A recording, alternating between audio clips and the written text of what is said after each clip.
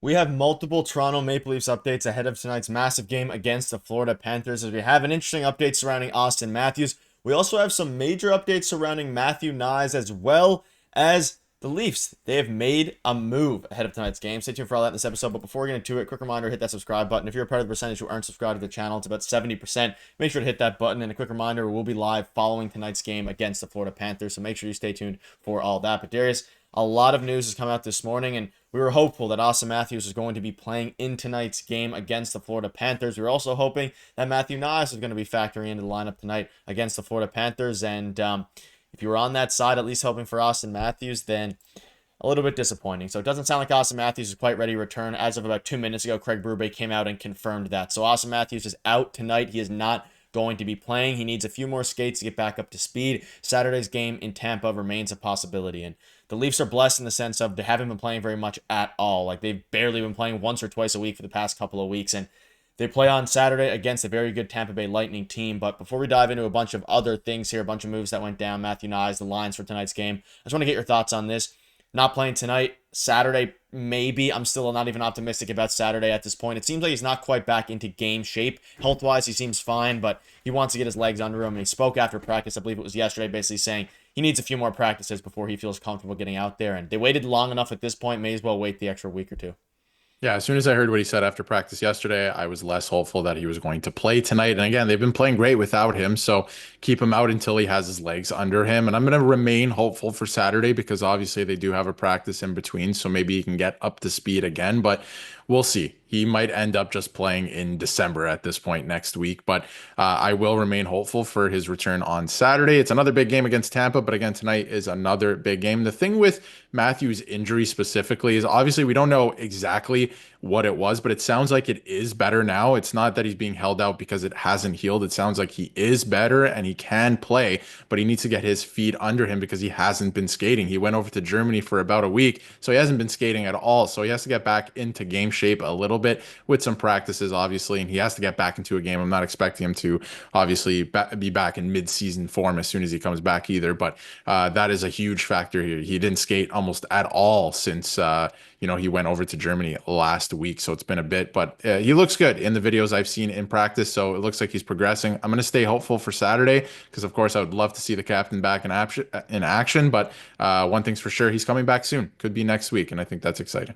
Yeah, I mean, it's not health at this point. It's, I guess, if you consider game shape health, but he's just trying to get back into the skating. Like you mentioned, he wasn't skating there for, at least not to what we're aware of. Maybe he's skated in some random rink in Germany, for all we know. But in all likelihood, he wasn't skating with the team at the very least on over the past week or so. And that actually goes a long way, especially given the fact that, you don't want to rush him back. You've waited this long at this point. You do not want to rush him back. You want to make sure that he's Yeah. fully healthy, because if you rush him back now, or again, I don't even consider it a rush at this point, no matter when they bring him back, because they've been ultra cautious with him. We don't know what the injury is because they haven't given us that information. So let us know down below what your thoughts are on that. I wanted to see him personally tonight. I was really looking forward to seeing him play against the Florida Panthers. And again, they're second in the Atlantic Division. The Leafs are the first. It would have been a nice, and especially with the Florida Panthers team that are really not rolling at all right now. But Yeah. a few other notes here, and I want to dive into this. So the Leafs made a move earlier this morning.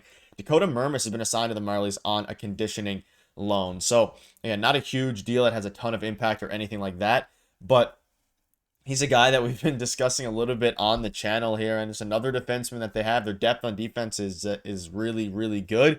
And as you look at tonight's lines and everything like that, there's a lot of different things going on. Do you have any quick notes on the Dakota Mermis being assigned to the AHL for a conditioning loan? Not a huge move here, but something of note for sure.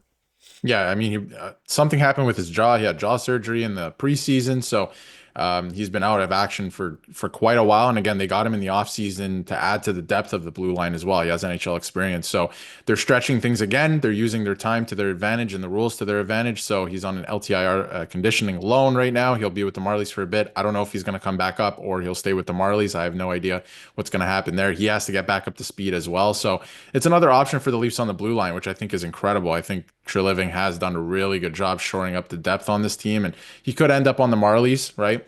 But again, the depth of this roster, we're seeing it right now with a bunch of guys out due to injury, and they're still winning. They're still able to put together a decent roster. So it'll be interesting to see what happens with him. Yeah, I think again there could be a world maybe next season where he plays more with the Leafs, depending on how things work out. But their blue line is so loaded at the moment. And speaking of loaded, we're gonna dive into the projected lines here because we do have a Matthew Nyes update. He is taking part in the Leafs skate in a regular sweater, so he didn't wear. Of course, if you're unfamiliar, red is the non-contact jersey, so he's not wearing that, meaning that he's full practice basically for Matthew Nyes playing with contact. He's not in the projected lines, however. So I think for Matthew Nyes, it's more of a guarantee that he'll be in the lineup on Saturday against the Tampa Bay Lightning, at least compared to Austin Matthews. But looking at the lines here tonight, again, McMahon, Tavares, Marner, Robertson, Holmberg, Nylander, Krabenkin, Minton, Nylander. So we get to see, again, basically the same line. So especially the third line, we get a second game now in a row with the Krabenkin, Minton, Alex Nylander a bunch. Alex Nylander looked very good. They haven't had to make a decision because, none of the returns have came back. Domi remains out, and it's interesting because I think, again, even with Austin Matthews' return, there's a very real world where he slots down to the second line if he plays Saturday and they keep this top pairing in order, specifically Tavares and Marner. I still think McMahon can be, swapped out a little bit for somebody else, probably Matthew Nyes if he comes back on Saturday. But Nyes is out, and I'm the only optimistic thing, or the reason I'm a little bit happy that things haven't changed, because how good this team has been going. Of course, you want Nyes to come back, you want Matthews to come back, but the team's been absolutely rolling right now, and I don't know, just keep riding with it for the time being. I think that's part of the reason they're not rushing him back. Maybe there's a world where Nyes is playing tonight or Matthews is playing tonight if they're, 3-7 in their last 10 instead of being whatever they actually are in their last 10, a very good record. So I like the lines tonight. Keep riding it out, and Hakanpää again with the healthy scratch. They've been playing a really good team game, right? So I'm not, mad about this whatsoever. I think that they come into tonight looking really good. Florida's been, playing pretty disappointed lately. Like, I think they're disappointed in their game. They haven't been playing up to their standard of play. So it's a pretty big game. The Leafs are playing really, really well. And I think the lines are actually very interesting because they're not going to mess with that first line at this point. Even if Matthews comes back, he's going to slot into the second line, if you want to call it that, center position with William Nylander, it looks like, on Saturday, if that's the case. But Robertson is on the second line again. And I thought this is interesting because they're giving him a shot once again, and they're starting the game with Alex Nylander on the third line once again. But very quickly there, the other night on Sunday night against Utah, they went to both Nylanders on the same line. So I wonder if we see that again tonight. We're definitely going to see that again tonight on the power play, which we'll get into in a second. But I thought that was interesting that they're giving Robertson another look there on the second line with Nylander, but I'm not sure it's going to stay that way throughout the game. Yeah, and McCabe is back. He was, I believe he missed practice yesterday. He was dealing with an injury, but he's back.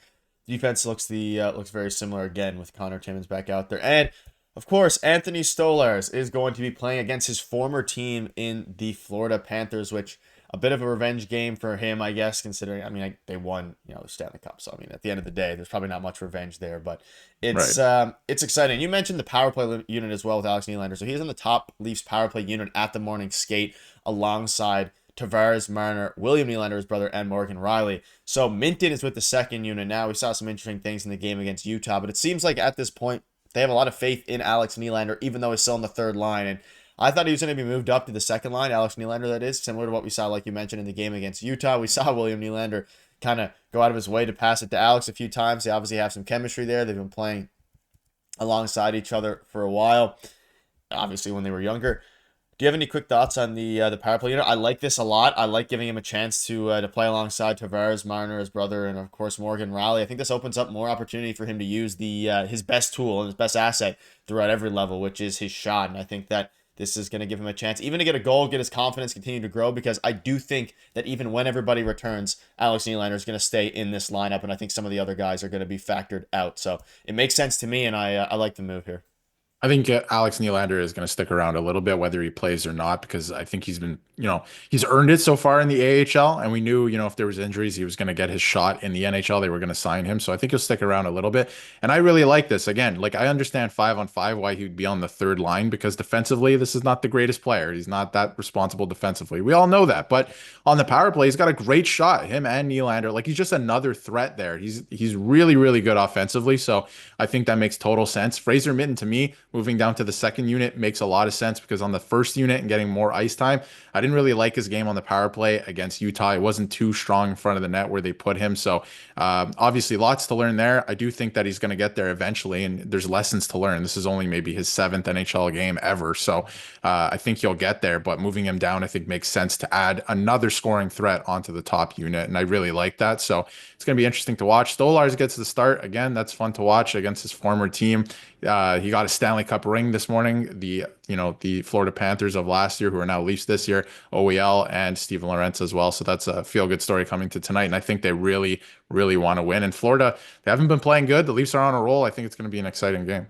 Yeah, it's going to be very interesting. Let us know down below what your thoughts are on all this. Again, Matthews out. Hopefully, we'll be back soon. And in the meantime, hopefully the Leafs can keep on rolling because the team has been playing extremely well, and this is a big game to separate themselves more into the Atlantic Division, even though the Panthers have been doing them a ton of favors in the Leafs' off days by losing 4 in a row. But that'll wrap it up. Again, we'll be live following the game tonight, so make sure to tune in that. See you later.